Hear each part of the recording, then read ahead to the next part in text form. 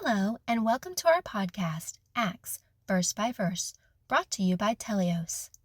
This captivating podcast will detail each verse of the book of Acts, which chronicles the early history of the Christian church after Jesus' ascension into heaven. Thanks for joining us in this exciting biblical journey. Hi, I'm William Stewart, co-founder of Teleios. Welcome back to our verse-by-verse study on the book of Acts. We're in chapter 2, an amazing chapter of this great historical narrative which connects the gospel times with the church times. The four gospels to the beginning of the epistles, Romans, those epistles written by the apostles to the church. So this is a key book, and to document this transition to put our belief in the church, in context. So we have what we've seen so far in chapter 2 is the beginning of the church as designated by the coming of the Spirit and the miracle of speaking in tongues, which indicated the fulfillment of prophecy in Isaiah 28 condemning Israel. So the diaspora, the people who had come, members of the diaspora, the people who had come to Jerusalem for the Pentecost feast were confused about what they were seeing. So the Apostle Peter, in great boldness, stood up to explain. And he starts, we covered last time at the beginning of his great sermon, that these people were not drunk. And then he proceeds. Let's go to the text. Verse 16, Peter says, "But this is that which was spoken by the prophet Joel." Okay, Joel is one of the minor prophets. It's the second in line, coming right after Hosea. And he's quoting chapter 2, verses 28 to 32. And it reads, "And it shall come to pass in the last days, saith God, I will pour out my spirit among all flesh, and your sons and daughters shall prophesy, and your young men shall see visions, and your old men shall dream dreams." So he's talking to the Jews. Peter is, and of course Joel, in context, is talking to the Jews as well in a chapter that's giving them hope for the coming kingdom. And my servants and on my servants and my handmaidens I will pour out in those days of my spirit, and they shall prophesy. And I will show wonders in heaven above and signs on the earth below,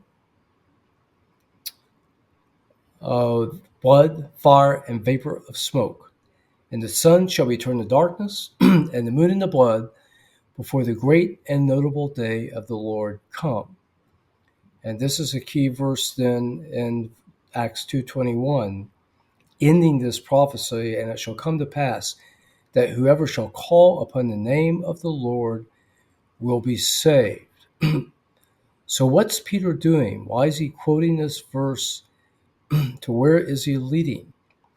Well, he's telling the Jews, both the diaspora Jews from elsewhere and the Jews in Judea, he's connecting what they've seen with the flaming tongues of fire and the Holy Spirit to the prophecy that God has promised the Holy Spirit. So he's making that connection between Old Testament times and New Testament times to Yahweh God, their religion. So it's a fulfillment of what God promised them for the kingdom, the outpouring of the Spirit. So read also end of Isaiah 59, Ezekiel 36, 26. I think that's the right verse. Might be off by a couple of verses. The outpouring of that Spirit. Now you notice not everything in this Old Testament quote has happened.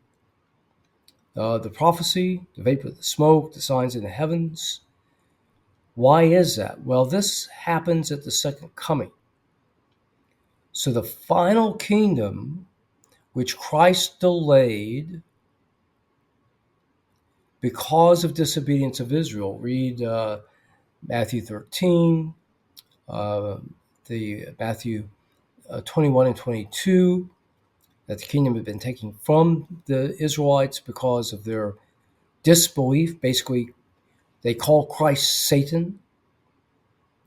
That's pretty much disbelieving. So he has delayed the kingdom.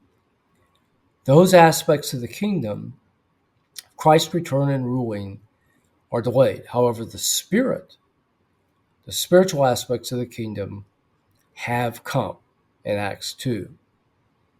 And the church. Church is not seen in the Old Testament, so Joel doesn't mention it.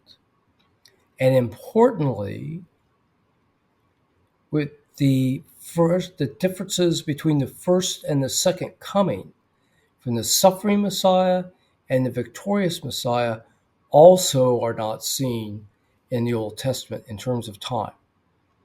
They're mixed together. So we have first coming prophecy, like in Isaiah 53, Psalm 22, end times prophecy, like in the last 9 chapters of Isaiah. Okay, so that's why only a verse has already been fulfilled in verse 21, but by quoting the other portions of the other miracles, it does connect the beginning of the church and the coming of the Spirit to what the Jews were anticipating. So he's inviting them to call upon the name of the Lord. Okay, a little complicated, but important. Paul begins his sermon by connecting what they've seen, the Jews have seen, to the scriptures. So they will have confidence and believe and obey what Joel says to call upon the name of the Lord. Thanks for joining me today. We'll continue with this amazing sermon by Peter next time. Please join me then. Thanks for listening to this episode of our podcast, Acts Verse by Verse. We hope you found the teachings both interesting and informative. Join us next week for another exciting episode. To listen to all episodes, please visit our website, teleiosresearch.com.